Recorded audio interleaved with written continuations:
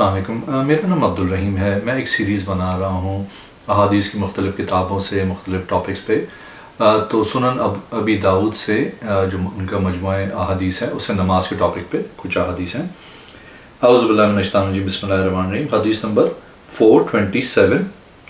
سیدنا ابو قتادہ رضی اللہ تعالیٰ عنہ کا بیان ہے کہ نبی صلی اللہ علیہ وسلم اپنے ایک سفر میں تھے کہ آپ صلی اللہ علیہ وسلم راہ سے ایک طرف کو ہو گئے تو میں نے بھی آپ صلی اللہ علیہ وسلم کے ساتھ ایک طرف ہو گیا۔ آپ نے فرمایا ذرا دیکھو، تو میں نے دیکھا یہ ایک سوار آ رہا ہے، یہ 2 ہیں، وہ 3 ہے، حتیٰ کہ ہم 7 افراد ہو گئے۔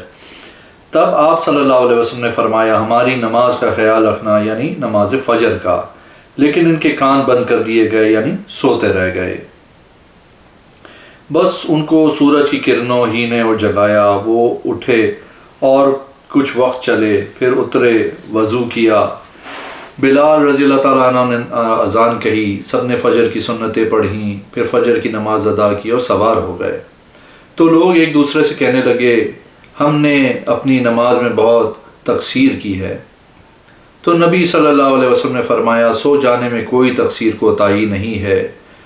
تقصیر کوتاہی تب ہوتی ہے جب انسان جاگتا ہے، لہٰذا جب تم میں سے کوئی نماز پڑھنا بھول جائے تو جب اسے یاد آئے پڑھ لے، اور پھر آئندہ کے لیے اگلے دن اسے بر وقت ہی ادا کرے۔ ایک اور حدیث ہے، حدیث نمبر 438۔ جناب خالد بن سمیر راوی ہیں کہ مدینہ سے عبداللہ بن ربا انصاری رحمۃ اللہ علیہ ہمارے ہاں تشریف لائے، اور انصار انہیں فقیہ گردانتے تھے۔ انہوں نے ہم سے بیان کیا کہ رسول اللہ صلی اللہ علیہ وسلم کے شہوار ابو قتادہ انصاری رضی اللہ تعالیٰ عنہ نے مجھے فرمایا کہ رسول اللہ صلی اللہ علیہ وسلم نے جیش الامرا روانہ فرمایا اور یہ قصہ بیان کیا۔ کہا ہمیں سورج ہی نے طلوع ہو کے جگایا، ہم گھبرا کے نماز کے لیے اٹھے تو نبی صلی اللہ علیہ وسلم نے فرمایا خیال سے سنبھال کے، حتیٰ کہ جب سورج اونچا ہو گیا تو رسول اللہ صلی اللہ علیہ وسلم نے فرمایا جو تم میں سے سنتیں پڑھنا چاہے پڑھ لے۔ تو جو پہلے پڑھا تھا اسی نے پڑھیں، اور جو نہ پڑھا تھا اس نے بھی پڑھیں۔ پھر رسول اللہ صلی اللہ علیہ وسلم نے حکم دیا کہ نماز کے لیے اذان کہی جائے، تو اذان کہی گئی اور آپ صلی اللہ علیہ وسلم کھڑے ہوئے اور ہمیں نماز پڑھائی۔ جب فارغ ہوئے تو فرمایا ہم اللہ کی حمد کرتے ہیں کہ ہمیں دنیا کے کسی کام میں مشغول نہ تھے کہ نماز ہم سے رہ گئی، بلکہ ہماری روحیں اللہ کے پاس تھیں، تو اس نے جب چاہا انہیں چھوڑ دیا، لہٰذا جو تم میں سے کل کو صحت و سلامتی کے ساتھ نماز فجر پائے اس کے ساتھ اس نماز کو بھی قضا کر لے۔ ایک اور حدیث ہے 439۔ جناب ابن ابی قتادہ اپنے والد حضرت ابو قتادہ رضی اللہ تعالیٰ عنہ سے راوی ہیں، انہوں نے اس خبر میں بیان کیا کہ نبی صلی اللہ علیہ وسلم نے فرمایا اللہ نے جب چاہا تمہاری روحیں قبض کیں اور جب چاہا لوٹا دی، لہٰذا اٹھو اور نماز کے لیے اذان کہو۔ چنانچہ وہ اٹھے اور وضو کیا، حتیٰ کہ جب سورج بلند ہو گیا تو نبی صلی اللہ علیہ وسلم کھڑے ہوئے لوگوں کو نماز پڑھائی۔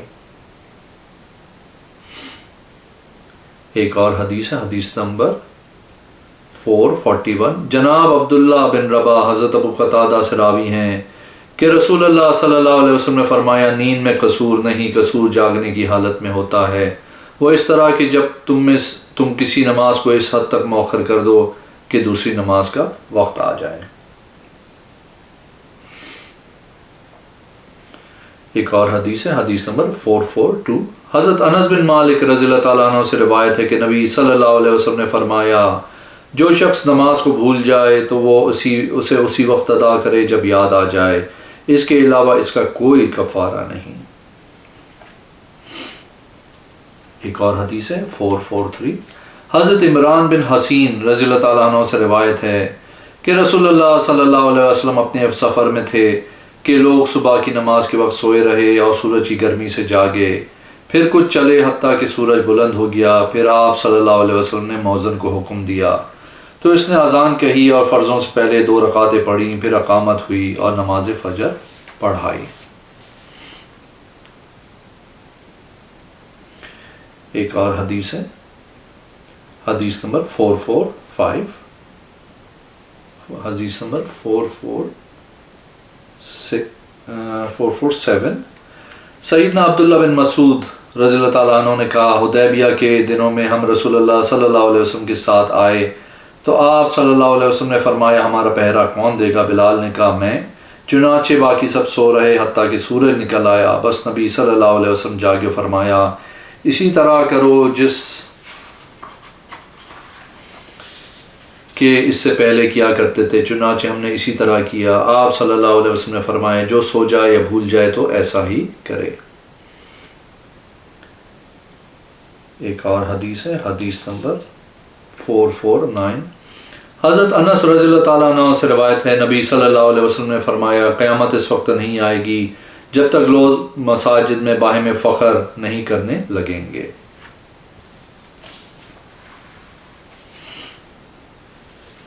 ایک اور حدیث ہے، حدیث نمبر 451۔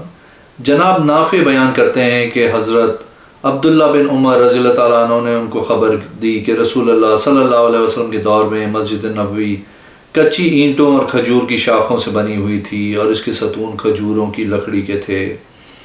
حضرت ابو بکر رضی اللہ تعالیٰ عنہ نے اس میں کچھ اضافہ نہ کیا، جبکہ حضرت عمر رضی اللہ تعالیٰ عنہ نے اس میں اضافہ کیا مگر اسے ویسے ہی بنایا جیسا کہ رسول اللہ صلی اللہ علیہ وسلم کے دور میں کچی اینٹوں اور کھجوروں کی شاخوں سے بنائی گئی تھی، مگر اس کے ستون بدل دیے اور لکڑی کے لگائے۔ حضرت عثمان رضی اللہ تعالیٰ عنہ نے اس تعمیر کو بدل دیا اور بہت زیادہ اضافہ کیا اور اس کی دیواریں اور ستون منکش پتھروں اور چونے سے بنائے اور چھت ساگون کی لکڑی سے بنائی۔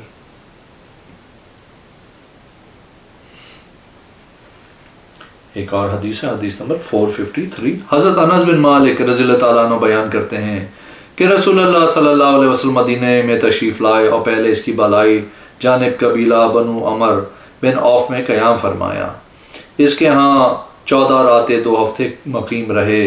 پھر آپ صلی اللہ علیہ وسلم نے بنو نجار کو پیغام بھجوایا تو وہ اپنی روایت کے مطابق استقبال کے لیے تیار ہو کے تلواریں اپنے گلوں میں حمائل کیے ہوئے آئے۔ حضرت انس رضی اللہ تعالیٰ عنہ بیان کرتے ہیں گویا وہ منظر میری نظروں کے سامنے ہے کہ میں رسول اللہ صلی اللہ علیہ وسلم کو دیکھ رہا ہوں کہ وہ اپنی سواری پہ ہیں اور حضرت ابو بکر رضی اللہ تعالیٰ عنہ آپ صلی اللہ علیہ وسلم کے پیچھے بیٹھے ہیں اور بنو نجار کے معززین آپ صلی اللہ علیہ وسلم کے ارد گرد ہیں، حتیٰ کہ آپ صلی اللہ علیہ وسلم نے ابو ایوب رضی اللہ تعالیٰ عنہ کے احاطے میں نزول فرمایا اور رسول اللہ صلی اللہ علیہ وسلم کو جہاں بھی نماز کا وقت ہو جاتا پڑھ لیا کرتے تھے۔ آپ صلی اللہ علیہ وسلم بکریوں کے باڑے میں نماز پڑھتے تھے۔ پھر آپ صلی اللہ علیہ وسلم مسجد تعمیر کرانے کا حکم دیا اور بنو نجار کو بلوایا، کہا تم مجھ سے اپنے اس باغ کا سودا کر لو۔ انہوں نے کہا قسم اللہ کی ہم اس کی قیمت صرف اللہ عز و جل سے ہی لیں گے۔ حضرت انس رضی اللہ تعالیٰ عنہ نے کہا اور اس میں وہ کچھ تھا جو میں تمہیں بتا رہا ہوں، یعنی مشرکین کی قبریں، کھنڈر اور کھجوروں کے درخت۔ رسول اللہ صلی اللہ علیہ وسلم نے مشرکین کی قبروں کے متعلق حکم کیا اور انہیں اکھاڑ دیا گیا، کھنڈر برابر کر دیے گئے اور کھجوریں کاٹ دی گئیں اور ان کے تنوں کو قبلہ رخ قطار سے رکھ دیا گیا اور دروازے کے دونوں کنارے پتھروں سے چنے گئے اور صحابہ کرام رضی اللہ تعالیٰ عنہ جو تعمیر میں شریک تھے پتھر دھوتے تھے اور مل کے اشعار پڑھتے تھے اور نبی صلی اللہ علیہ وسلم بھی ان کے ساتھ تھے۔ اے اللہ خیر تو بس وہی ہے جو آخرت میں ملے، بس تو انصار و مہاجر کی نصرت فرما۔ ایک اور حدیث ہے، حدیث نمبر 455۔ ام المومنین سیدہ عائشہ رضی اللہ تعالیٰ عنہ سے روایت ہے، فرماتی ہیں رسول اللہ صلی اللہ علیہ وسلم نے حکم دیا محلوں میں مسجدیں بنائی جائیں اور انہیں پاکیزہ، صاف ستھرا اور معطر رکھا جائے۔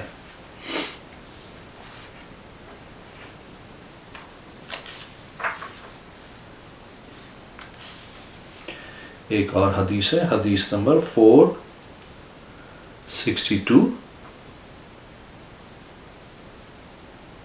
سیدنا ابن عمر رضی اللہ تعالیٰ عنہ بیان کرتے ہیں رسول اللہ صلی اللہ علیہ وسلم نے فرمایا اگر ہم یہ دروازہ عورتوں کے لیے چھوڑ دیں اور مرد اس سے داخل نہ ہوں تو بہت بہتر ہے۔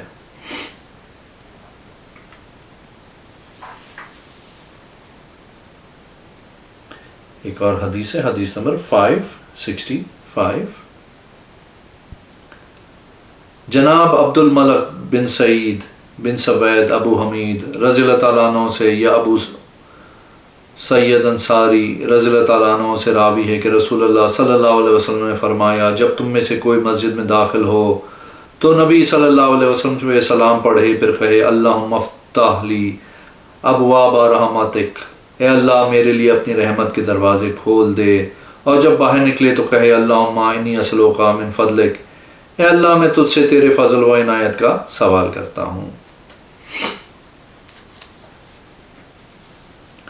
ایک اور حدیث ہے، حدیث نمبر 466. جناب قیود بن شریح کہتے ہیں، میں عقبہ بن مسلم سے ملا اور ان سے کہا، مجھے یہ بات پہنچی ہے کہ آپ حضرت عبداللہ بن عمر بن عاص رضی اللہ تعالیٰ عنہ کی سمت سے نبی صلی اللہ علیہ وسلم سے بیان کرتے ہیں کہ آپ صلی اللہ علیہ وسلم جب مسجد میں داخل ہوتے تو کہا کرتے، اعوذ باللہ العظیم و بوجہ الکریم و سلطان القدیم من الشیطان الرجیم، میں شیطان مردود کی شر سے اللہ کی پناہ چاہتا ہوں جو انتہائی عظمت والا ہے، میں اس کے انتہائی محترم چہرے کی پناہ لیتا ہوں اور اس کے سلطان قدیم کی پناہ لیتا ہوں. کہا بس اتنا ہی؟ میں نے کہا ہاں. کہا کہ انسان جب یہ کہہ لیتا ہے تو ابلیس کہتا ہے آج سارے دن کے لیے یہ مجھ سے محفوظ ہو گیا. ایک اور حدیث ہے، حدیث نمبر 467. حضرت ابو قتادہ رضی اللہ تعالیٰ عنہ کہتے ہیں کہ رسول اللہ صلی اللہ علیہ وسلم نے فرمایا، جب تم میں سے کوئی مسجد میں آئے تو بیٹھنے سے پہلے 2 رکعتیں پڑھے.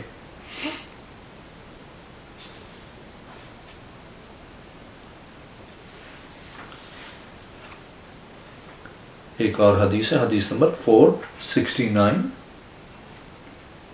سیدنا ابو ہریرہ رضی اللہ تعالیٰ عنہ بیان کرتے ہیں کہ رسول اللہ صلی اللہ علیہ وسلم نے فرمایا، فرشتے تم میں سے ایک کے لیے دعا و استغفار کرتے رہتے ہیں جب تک وہ اس جگہ پہ بیٹھا رہے جہاں اس نے نماز پڑھی، جب تک بے وضو نہ ہو یا وہاں سے اٹھ نہ جائے. اس کی دعا ہوتی ہے، ان کی دعا ہوتی ہے، اللہم اغفر لہ اللہم رحمہ، اے اللہ اس کی بخشش فرما، اے اللہ اس پہ رحم فرما. ایک اور حدیث ہے 570. سیدنا ابو ہریرہ رضی اللہ تعالیٰ عنہ کہتے ہیں کہ رسول اللہ صلی اللہ علیہ وسلم نے فرمایا، جب تک بندے کو نماز مسجد میں روکے رکھے وہ گویا نماز میں ہوتا ہے، بشرطے اسے اپنے اہل میں لوٹنے سے روکنے والی صرف نماز ہی ہو. ایک اور حدیث ہے 471. سیدنا ابو ہریرہ رضی اللہ تعالیٰ عنہ بیان کرتے ہیں کہ رسول اللہ صلی اللہ علیہ وسلم نے فرمایا، بندہ اس وقت نماز میں ہی رہتا ہے جب تک وہ اپنے مصلی پہ بیٹھا دوسری نماز کا انتظار کر رہا ہو. فرشتے کہتے ہیں اللہ اس کو بخش دے، اللہ اس پہ رحم فرما، حتیٰ کہ وہ اٹھ جائے یا بے وضو ہو جائے. کہا گیا بے وضو کیسے ہو گیا؟ کہا خشکی مارے یا گوز مارے. اگر آپ نے میرے چینل کو ابھی تک سبسکرائب نہیں کیا تو پلیز کیجیے، اس ویڈیو کو لائک کیجیے. اگلی ویڈیو میں انشاءاللہ حاضر ہوں گا. اللہ حافظ.